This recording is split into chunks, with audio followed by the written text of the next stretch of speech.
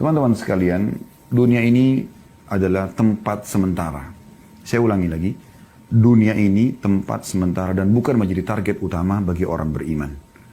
Apapun yang kita miliki di dunia ini akan kita tinggalkan. Sebagaimana kita lahir di muka bumi ini dengan badan telanjang dan dibungkus dengan satu lembar selimut di awal lahir, dan kita menangis pada saat itu. Bahkan dalam pandangan medis, menangisnya bayi awal lahir adalah sebuah tanda sehat, ya. Dan juga pada saat meninggal akan sama. Kita akan menggunakan selembar kain kafan dan juga kita akan ditangisi.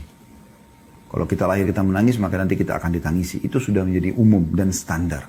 Yang uniknya banyak orang mengetahui hal ini, tapi mereka coba menutup mata mereka, menutup hati mereka, menutup pikiran mereka, seakan-akan mereka akan hidup selamanya. Saudaraku seiman, seorang mukmin targetnya akhirat. Targetnya mati. Karena mati itu ya, akan membawa dia kepada kehidupan abadi. Mati sebuah pintu yang akan membawa kepada kehidupan abadi. Itu yang kita harus tanamkan dalam benak kita. Tidak ada perlu yang dikhawatirkan dalam masalah kematian kecuali dalam keadaan satu. Yaitu Anda meninggal dalam keadaan bermaksiat kepada Allah SWT. Apakah itu kekufuran, ya? Apakah itu adalah kemaksiatan yang besar yang Anda tidak sempat taubat, maka itu Anda perlu khawatir. Tapi selama Anda berada di jalur keimanan, beramal saleh, patuh kepada Allah, mematuhi peraturan-peraturan Allah, menjauhi apa yang dilarang, maka tidak ada yang perlu dikhawatirkan. Justru orang mukmin rindu dengan kematian. Dan inilah yang memotivasi para sahabat ridwanullah alaihim dan orang-orang saleh sebelum kita, bagaimana mereka selalu ingin rindu mendapatkan mati syahid dengan berperang. Pada saat dikumandangkan perang, luar biasa mereka berada di saf-saf pertama. Bukan cuma orang-orang tua, anak-anak muda pun diantara mereka begitu keadaannya. Kita dengarkan kisah bagaimana Abdullah bin Abbas, Abdullah bin Umar, Abdullah bin Amr bin As, dan sahabat-sahabat Nabi yang lainnya masih kecil-kecil umurnya di perang Badr. Pada saat Nabi SAW panggil atau di perang Uhud, maka mereka berlumba-lumba ingin berada di jalur peperangan tersebut supaya mereka ikut, karena mereka sudah tertanamkan memang target kita bukan dunia, semuanya akan kita tinggalkan, ya. Para sahabat ridwanullah alaihim, mereka itu tidak pernah merasa sedih kalau ketinggalan apapun atau kehilangan apapun dari urusan dunia, apapun itu walaupun besar di mata orang. Yang mereka sedih justru kalau mereka terlewatkan waktu untuk beribadah, luput dari sholat berjamaah di masjid, luput dari sholat malam, luput dari membaca Al-Quran yang sudah dijadwalkan, luput dari sedekah, luput dari segala macam perbuatan kebaikan ini. Disitulah mereka merasa sedih. Tapi kalau dunia mereka gak pusing. Karena memang kata Nabi SAW, raka'atai al-fajr khairu minad dunya wa ma fiha. 2 rakaat sholat sunnatul fajr lebih baik daripada dunia dan seluruh isinya. 2 rakaat saja yang kita kerjakan cuma 2-3 menit. Setiap subuh Anda bisa dapatkan itu. Tidak ada sesuatu yang menjadi target utama orang beriman, ya, di dunia ini. Kecuali hanya dia tunggangi dunia untuk kebutuhan akhiratnya. Apapun yang dilakukan hubungkan dengan masalah akhirat. Makan, minum, semua itu dikonsumsi karena memang kita memberikan hak tubuh kita sehingga bisa menerima pahala di sisi Allah Subhanahu Wa Taala. Bukan hanya sekedar menghilangkan lapar dan haus, maka akan jadi mubah kalau itu niatnya. Tapi kalau kita niatkan karena memberikan hak jasad yang Allah sedang amanahkan, dan rasa lapar, rasa haus ini Allah yang munculkan supaya kita memberikan hak tubuh kita, dan kita gunakan agar tubuh kita lebih kuat dalam beribadah kepada Allah SWT, di situ akan nilai pahala. Ya. Begitu juga dengan tidur, awalnya mubah, bisa menjadi sunnah, bisa menjadi ibadah. Kalau Anda niatkan memberikan hak tubuh, Anda mengantuk, Anda letih, berarti tubuh kita sedang butuh istirahat. Anda tangkap sinyal itu, kemudian Anda ya beristirahat. Dan niat istirahat ini untuk menguatkan tubuh agar bisa lebih kuat beribadah kepada Allah SWT. Mandi, bukan hanya sekedar mandi biasa. Mandi biasa supaya hilang rasa gerahnya, itu mubah, tapi dia bisa menjadi sesuatu yang sunnah, ya, ibadah yang baik kalau Anda mengerjakannya karena ingin memberikan hak tubuh dan juga supaya ya tampil lebih bersih dalam beribadah kepada Allah SWT. Sampai Imam Malik rahimahullah setiap kali mau menyampaikan hadis Nabi SAW, beliau selalu mandi, beliau menggunakan baju yang terbaik, beliau pakai wangi-wangian yang terbaik, gitu kan. Ya, begitu juga Imam Abu Hanifah rahimahullah setiap kali mau tampil, mengajar, ataupun beliau mau sholat malam, beliau selalu menggunakan pakaian yang terbaik. Bukan untuk dipuji oleh orang, tapi karena ingin menggunakannya dalam ibadah kepada Allah Subhanahu Wa Taala, gitu kan? Maka di sini harus bisa diatur bagaimana niatnya. Ya. Jangan pernah teman-teman targetnya dunia, karena akan pendek sekali. Ya. Tapi kalau maksudnya pendek sekali targetnya, ya. Tapi kalau diniatkan untuk akhirat maka akan sangat luar biasa. Ya. Akan sangat panjang ya sesuatu yang kita lakukan ya, dalam arti kata dalam hal memasang target ya dan mengejar apa yang terbaik yang akan kita raih yang tidak akhirat sana. Kita akan buka dengan hadis Aisyah radhiyallahu anha di mana beliau berkata bahwasanya Rasulullah sallallahu alaihi wasallam bersabda, "Man ahabba liqa Allahi ahabballahu liqa'ahu. Wa man kariha liqa Allahi kariha Allahu liqa'ahu." Barang siapa yang rindu, suka, ingin berjumpa dengan Allah, ya, maka Allah pun akan rindu berjumpa dengannya. Dan barang siapa yang membenci pertemuan dengan Allah, Allah pun akan membenci pertemuan dengannya. Ya, perhatikan di sini. Kemudian fakultu, ini jawaban nanti ya. Kalau anda mengatakan apa hubungannya hadis ini dengan bahasan kita, coba perhatikan. Fakultu kata Aisyah, maka aku berkata, ya Nabi Allah, wahai Nabinya Allah. Akarahayatul mauti, fakulluna nakrahul maut. Faqala laysa kadhaliki. ولكن المؤمن إذا بشر برحمة الله ورضوانه وجنته أحب لقاء الله فأحب الله لقاءه وإن الكافر إذا بشر بعذاب الله وسخطه كره لقاء الله وكره الله لقاءه. Artinya kata Aisyah radhiyallahu anha, apakah yang dimaksud benci akan kematian wahai Nabi Allah? Tentu kami semua takut dengan kematian.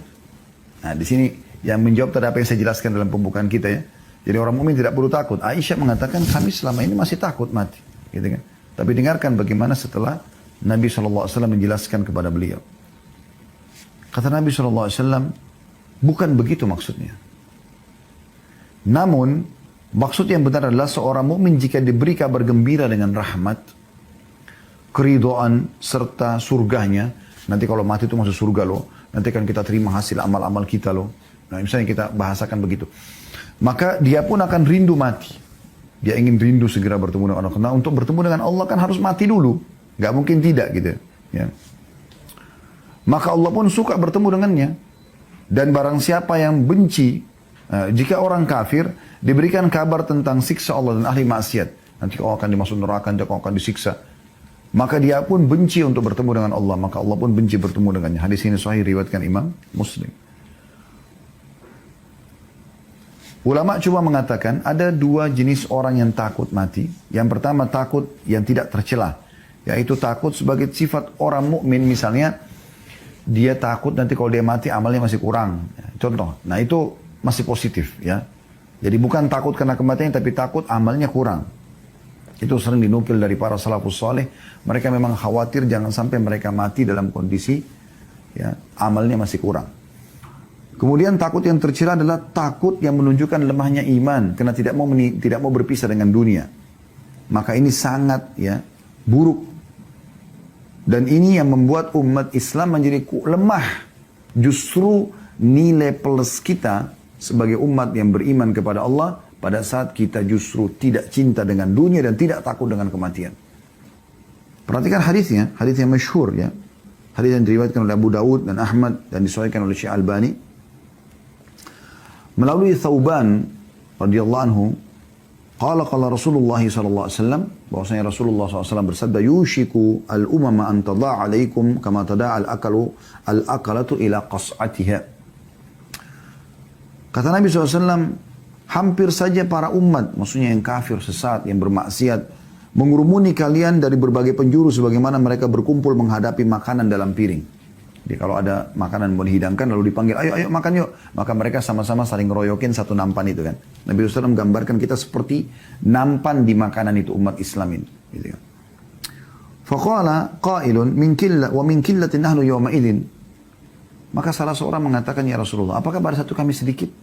Kenapa para sahabat menanyakan ini teman-teman sekalian? Karena memang di zaman beliau saja, di zaman Nabi Muhammad SAW, umat Islam sedikit sekali. Kota Madinah kota yang kecil ya, dibandingkan kota-kota umat Islam sekarang ini. Dengan jumlah sedikit, kota mereka kecil, persenjataan mereka masih sederhana. Orang-orang kafir pada ketakutan dengan kaum muslimin. Ya. Merasa segan. Maka sahabat ini mengatakannya, Rasulullah, waktu kami dikeroyokin itu nanti, apakah jumlah kami sedikit? Qala bal antum yawma idin katsir. Ketahuilah pada hari itu kalian sangat banyak. Sekarang jumlah kita miliaran umat Islam. Walakinnakum gutha'u ka gutha'is sail. Tapi pada saat itu kalian seperti buih di lautan. Ya. Buih di lautan yang tidak ada, ya, atau sampah yang dibawa oleh air hujan. Jadi kayak bawa arus dan nggak ada nilainya gitu ya. Wala yanzi'anna Allahu min suduri aduwikum al-mahabata minkum. Pada saat itu Allah sudah mencabut rasa segan dari musuh-musuh kalian. Wala yaghdifanna Allahu fi qulubikum al-wahan. Dan pada saat itu disebabkan dalam hati kalian tertanam penyakit wahan. Faqala qailun ya Rasulullah wa mal wahan. Intinya di sini sebenarnya, kata seseorang, ya Rasulullah, apa itu wahan? Yang membuat akhirnya kami lemah, kami bisa dikeroyok oleh musuh. Ya. Kata Nabi SAW, qala hubbud dunya wa karahiyatil maut. Ini kuncinya. Cinta dunia, takut berpisah dengan dunia, dan juga benci dengan kematian. Bisa ditangkap ya? Relevansi antara dalil ini dengan apa yang kami sampaikan tadi di pembukaan. Seharusnya seorang mukmin atau setiap mukminah, ya, itu menjadikan target mati itu sebagai target dia. Karena dengan mati, dia akan menjadi orang yang menuju kepada kehidupan abadi. Bertemu dengan Tuhannya, bertemu dengan Rasulullah SAW, melihat hasil amalnya. Yang penting, orang-orang beriman itu sibuk dengan masalah, ya, amal solehnya. Kalau dia sudah tahu dia akan menuju ke akhirat, maka dia akan sibuk dengan amal soleh. Dia tidak akan ketinggalan sholat 5 waktu, tidak akan ketinggalan sholat-sholat sunnah. Dia terus meningkatkan kualitas dari ibadahnya, dan kuantitas bagi ibadah yang boleh ditingkatkan kuantitasnya. Contoh misalnya, kalau yang sholat 5 waktu sudah nggak boleh ditingkatkan lagi kuantitasnya. Memang sholat subuh sudah 2 rakaat, duhur, asar, isya 4 rakaat, maghrib 3 rakaat. Tidak mungkin ditambah rakaatnya, itu sudah baku. Nah ini kan ibadah yang tinggal ditingkatkan kualitasnya. Ya. Seperti on time, tingkatkan kualitas kehusyuannya, jumlah ayat bacaannya, jumlah bacaan-bacaan ruku dan sujudnya, tidaknya ragamnya semua divariasikan. Kemudian yang boleh ditambah seperti misalnya sedekah, ya. Kalau tadi dia biasa sedekah 10.000 rupiah, dia sekarang sedekah 20.000 rupiah. Dia tingkatkan ke 50.000, dia tingkat 100.000 rupiah, dia tingkat ke 1 juta rupiah. Dia coba selalu meningkatkan kualitas dan kuantitasnya. Itu juga dengan zikir yang memang dibolehkan untuk memperbanyak, gitu kan. Baca salawat pada Nabi SAW. Tadinya mungkin dia cuma baca 10 kali, sekarang dia pindah ke 100 kali, dia pindah ke 1000 kali. Dia coba tingkatkan kualitasnya, ya. Maka itu yang dimaksudkan dengan dia memperbanyak amal. Sehingga dia tinggal dengan penuh keyakinan dia akan menerima hasil amal itu. Karena Allah SWT mengatakan kan, "Wa may ya'mal mithqala dzarratin khairan yara." Siapa yang berbuat seperti biji sawi dari kebaikan dia akan lihat. "Wa may ya'mal mithqala dzarratin syarran yara." Siapa yang berbuat seperti biji sawi keburukan maka dia akan lihat. Ya. Ini poin perlu digarisbawahi. Nabi SAW mengingatkan dalam banyak hadis agar jangan kita teralihkan dengan dunia dan selalu ingat tentang kematian karena dia setiap saat bisa datang. Di antaranya hadis yang masyhur riwayat An-Nasai, riwayat Tirmidzi, Ibnu Majah, riwayat Ahmad. Ya. Dan hadis ini dinilai hasan sahih, ya, menurut Syekh Albani. Yaitu hadis Abu Hurairah radhiyallahu anhu di mana Nabi SAW bersabda, "Aktsiru dzikra hadhimil ladzat." Artinya perbanyak mengingat pemutus kelezatan dunia. Saya mati. Ingat setiap saat kita akan mati, ya.